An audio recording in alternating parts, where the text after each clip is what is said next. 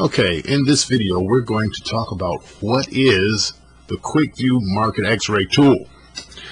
The QuickView Market X-Ray tool has its name for a reason. It's called QuickView because it quickly, instantly delivers hundreds of calculation and analysis to the individual that would normally take possibly hours to figure out. And QuickView delivers it to them in an instant.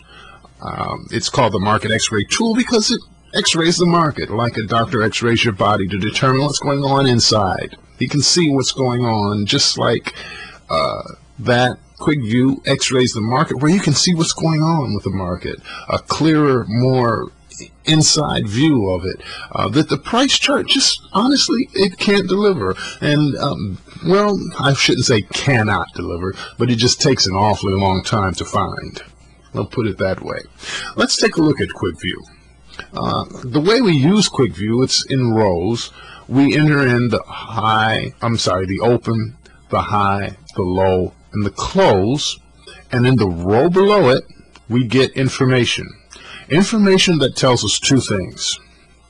One, it will give us the bias or the behavior that is expected in the market based on what we see. Here obviously we're looking at black, which obviously represents moving to the upside. We're looking at things pretty much at this point have been to the upside. And in the yellow areas we talk about alerts and things, but I will cover that in just a moment. Let me get back to what my original explanation here.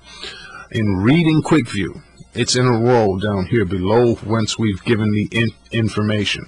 I'm going to eliminate this information so you can see what I mean. When I get rid of this, because without that information, QuickView will not do a calculation. It will not calculate without that input. It has to have the complete input before it will do a calculation. Now watch the row below disappear. Did you see it go? Keep your eye on this row right here. I'm going to put the information back, and you'll see it appear again. There it is. It came back. I'm going to delete it again. Gone. Bring it back. There it is. Now, let's zoom out. You won't be able to see any of the numbers or anything, but we'll zoom out so that for the sake of the screen, so that you can see the QuickView in its entirety, and we'll talk about those sections. Okay. This is the QuickView. It's broken down into sections. On the far right, as I mentioned earlier, we have colors. These columns are all colored because they're dealing with trend, signals, alerts, strength, these types of things. And this is how we know what to expect out of the market for the next day based on what we see here. Then any of the columns that you see that are white or gray, they're dealing with price levels, sweet spots in the market that we can expect to see the price either if they touch it, it should push back if it's at a support level, or possibly a level that's above the price that we started from for the open, and we're expecting price to maybe, if we're looking for the market to sell off, possibly then we'll see points of resistance where there's like a ceiling for the price, and when it hits that high point, that sweet spot, it pushes the price back down, and we know where those levels are with the QuickView. And it's broken down into 4 sections. The first section is a long-term section that deals with the price levels over a longer time period. We don't necessarily see price in those areas every day, but when it does, we like for them to coincide with what we have on our other sections, such as our channel sections. We have 2 channel sections.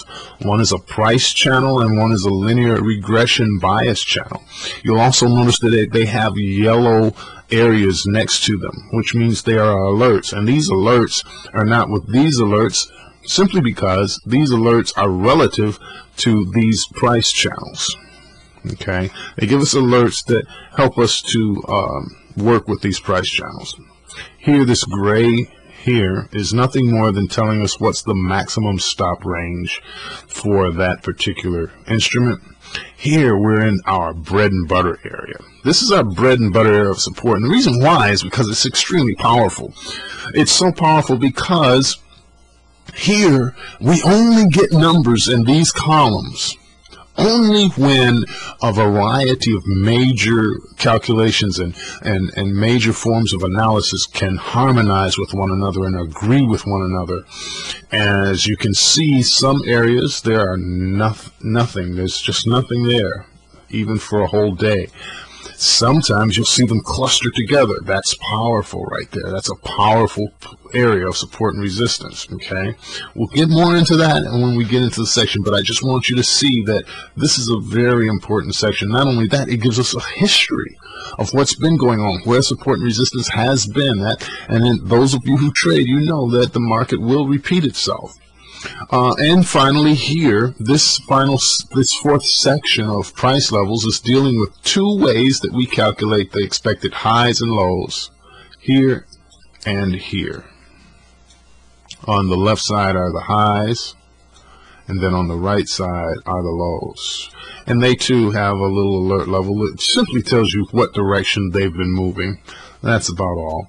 Here is simply telling us what has happened in price between the open and the close, whether that day was up or down.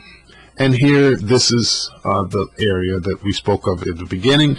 It tells us that you put the level that's happened in that session, whether it was the open, high, low, and close. You put that in, and then the row below it will give you what you need to know.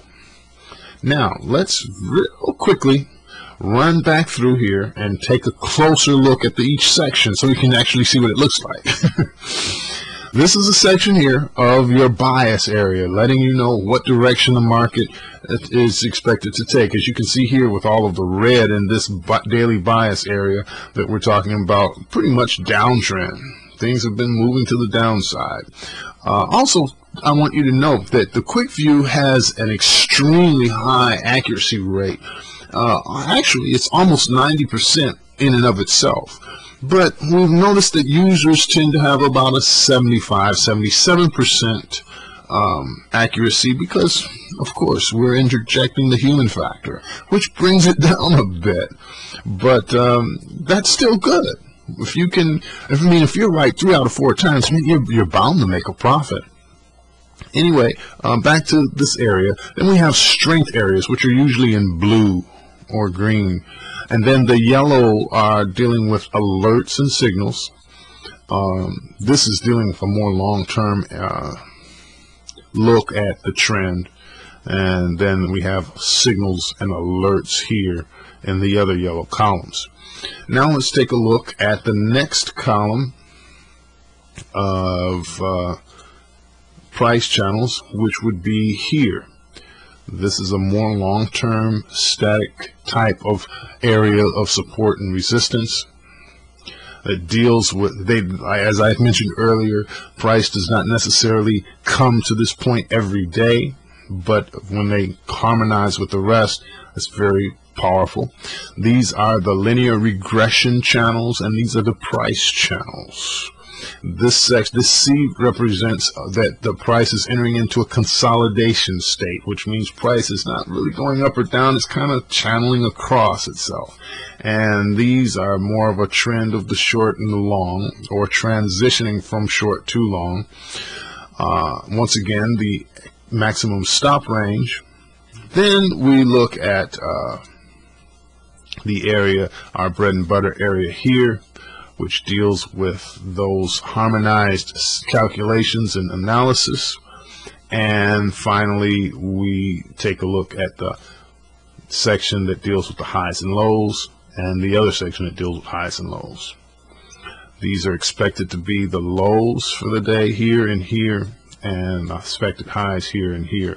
They generally are two ways. One is this is a more narrow high and low, and this is a more broad high and low. But we work these two together, and we can do some fabulous things, and we'll discuss that in our methodology when we get into that.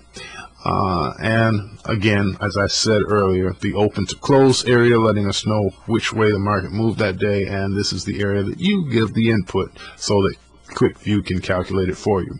With that being said, let's get into more specifically now of the different areas that are in QuickView.